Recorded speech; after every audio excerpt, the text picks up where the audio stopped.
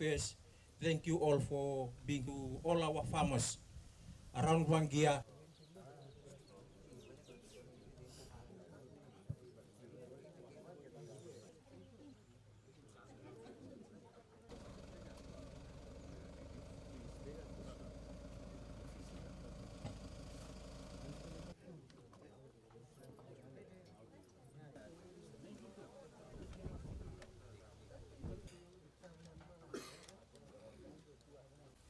For this commemoration event. Degradation. So we join the Mba area and not forgetting our rich. Bulabinaka to you all. Ladies and gentlemen, first of all, apologies for the delay in getting here. Thank you for your perseverance. Ladies and gentlemen, as alluded to by the MC, today is the day that internationally United Nations have set aside to commemorate action against desertification or action to assist us during drought. In 1998, Fiji ratified and it is now a signatory to the United Nations Convention to combat desertification. Since then, Fiji has been actively involved in conventional activities, including the multilateral environmental agreements on the United Nations Framework Convention on Climate Change and the United Nations Convention on Biological Diversity. And in this regard, you may have noted extensive events about 6 weeks ago leading to the World Day on Biological Diversity that Ministry of Environment commemorated. And we were at Yenduatamba Island to visit the sanctuary on crested iguana, which endemic to Fiji, is only found in Fiji. And we visited Yendu Island and thanked the members of the Vanua there for allowing Yenduatamba to be a sanctuary for crested iguana. We have around 12,000 iguanas, crested iguana on that island, and about another 1,000 iguana, crested iguana on Malolo Island. And this is the only country, this is the only place where we have got that species. That's why it's called endemic species, and also it's endangered. There is possible threat from poachers as well as possible threat from probably a disease outbreak or an introduction of a pest that would feed on to that. So at the moment, Ministry of Environment led by P.S. Wycliffe is working on looking at a fallback place, another place where we could, if we have the similar tropical environment, tropical rainforest, we could keep some there so that at least we have got at 3 separate places. And if something happens to one place, we are at least we have 2 other places where this crested iguana would be. Now, some people might say, what does crested iguana has to do with us? We don't eat iguana. We only eat goat and sheep and chicken, etc. Why should we bother about iguana? Well, if that's the case, then we should not bother about any of the animals or insects that we don't eat. But it doesn't work that way. The entire environment cannot be balanced, and the environment will be in disarray if the various species, flora and fauna, plant and animal, do not exist or are missing. This balance that we see now in the environment is there because every insect, animal, plant species has a role to play. And it is important that we understand, acknowledge, and do our bit in ensuring that this balance is maintained. So that is why, ladies and gentlemen, it's important that we educate ourselves, educate the future generations, our children, so that we all cherish, acknowledge, accept, and look after our natural biological diversity, our natural resources, our environment. Ladies and gentlemen, today we are here to, the day is designated, actually it's yesterday, but we were just occupied with something else, so we thought we will do it here today. In Fiji, we do it today. The day is designated for us to at least have a discourse on importance of our activity that will lead towards avoiding desertification. Just for a second, we imagine that we are in a desert. Then imagine how life would be. There are countries which are struggling to survive, where parts of their community are closer to a desert. No one is living on a desert, because you can't live in a desert. And because there's no water, no plant, no animal. And therefore, the people can't survive. We can only survive if we have plants, animal, water, and therefore, we have to do everything to ensure that we don't contribute to desertification. Our activities don't contribute to desertification. It's very important that whenever we interact with nature, we take a deep breath and ask ourselves that when we're interacting with nature, that particular activity, what could be the consequences on the environment, on the biological diversity in years ahead?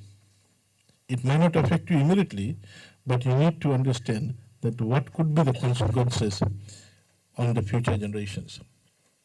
Sometimes, in our selfish gains, we end to make decisions and therefore act on the decision which can have irreversible damage on the nature and affect the future generations. It is in this regard that in the environment, we have got a legislation which ensures that we behave or conduct ourselves in a manner which is not detrimental to the environment, the Environment Management Act.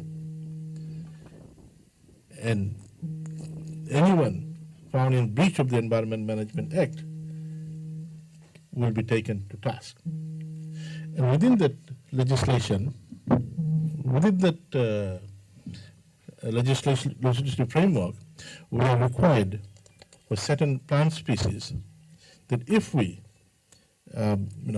cut down a particular tree, for example, mangroves, we are required to plant 6 mangroves plants. If we assume we want to develop a foreshore, then in the environmental impact assessment, you demonstrate that you will be required to cut that, let's say, 500 trees of mangrove to construct a hotel there.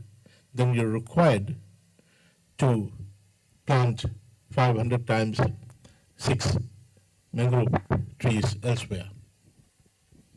It's a requirement. Ladies and gentlemen, if we can have similar requirement for other forest species, other trees, then this country can never, ever have any issue with regard to desertification. And we all will do justice to future generations as our forefathers did. The nature that you look around, you see greenery, you see forest, you can see natural forest as well as planted species. It is because our forefathers have left it for us, so that we can continue to benefit. When you look at a forest, what do we gain out of forest. Sometimes people say, why do we have so much of reserves? But people fail to realize that apart from timber, there are a lot of non-timber forest products that we acquire from the natural forest.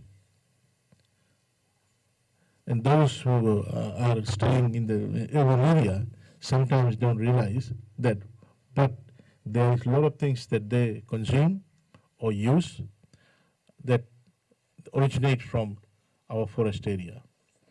So, ladies and gentlemen, it's important that we as citizens, at least we are gathered here today to take a stock take of our activities and its impact on the natural resources, the biological diversity, the environment, and then take this knowledge and pass it down to our younger generations on the need to ensure that our activities do not jeopardize the natural ecosystem, the biological diversity, in a way that we will, in small bits, contribute towards desertification of Fiji.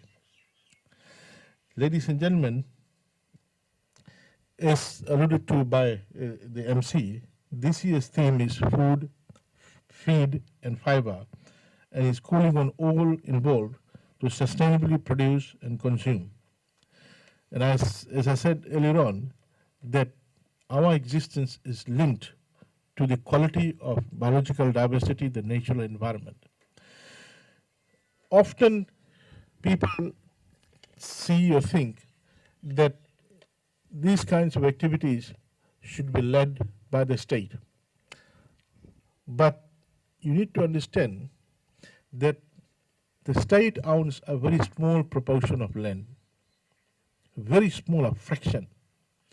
Majority, just over 90% of the land are owned by the people themselves. And therefore, in that scenario, it is onto the people to ensure that on their piece of land, they undertake a practice of land management which will ensure that we will never ever have desertification in Fiji. We are there on a daily basis interacting with our natural resource.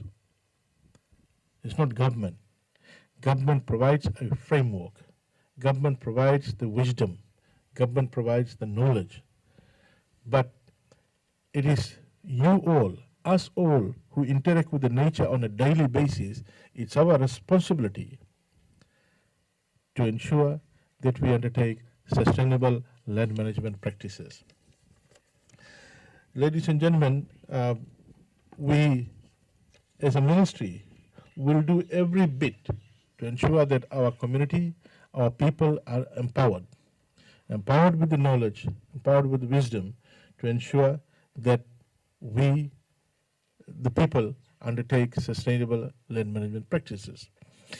From the Ministry of Agriculture, we are undertaking a number of activities which is designed to, one, ensure that the households are able to have security with regard to food and nutrition.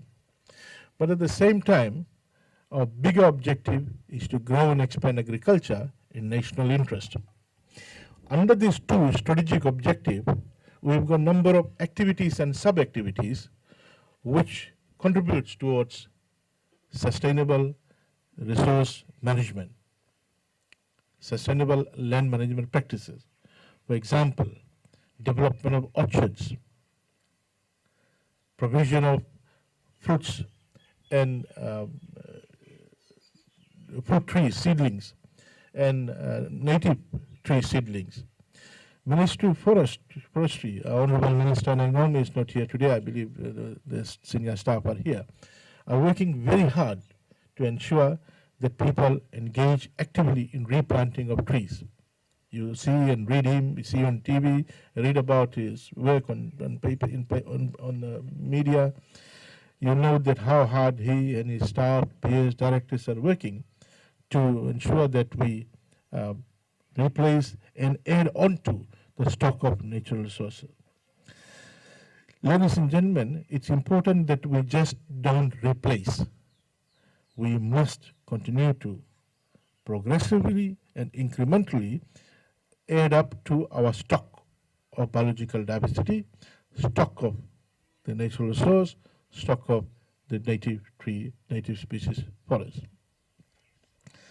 Ladies and gentlemen, we also have a designated land resource unit which also is undertaking practices not only in terms of increasing the stock of our forest resources, but also activities which prevents the degradation of our land resources. For example, riverbank erosion. For example, land loss of reducing loss of quality, fertile topsoil through various types of farming practices and methods such as contour farming. But again, also Ministry of Waterways and Environment is also undertaking a lot of work to ensure that communities, infrastructure, households are secured from changes in climate which is threatening our waterways, our natural resources. Ministry of Environment is also there to ensure that people work and conduct themselves within the legislative framework.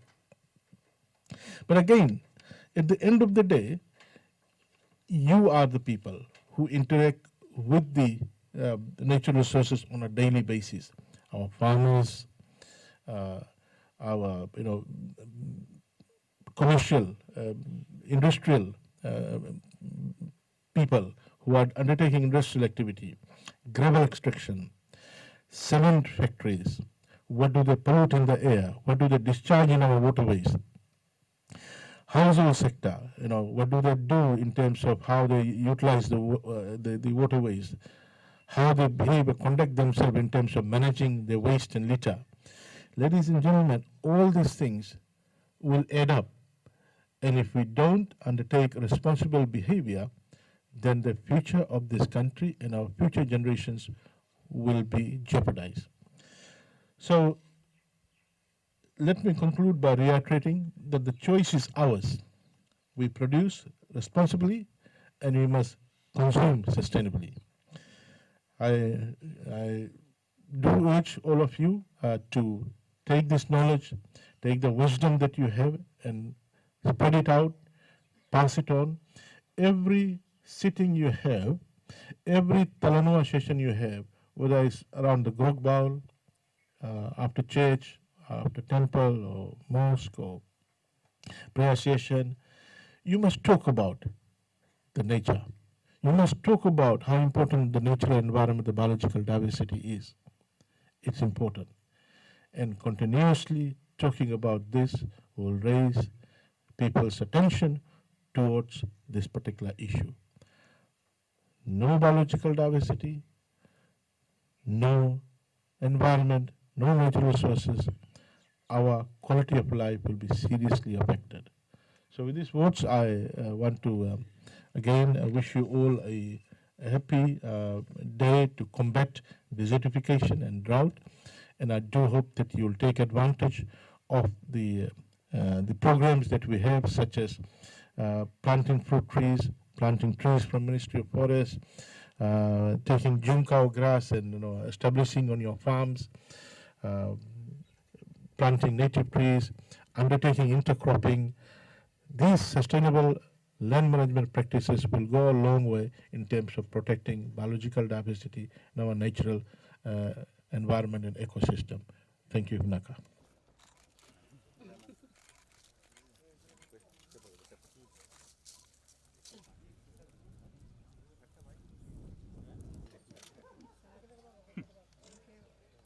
I'll say Bula.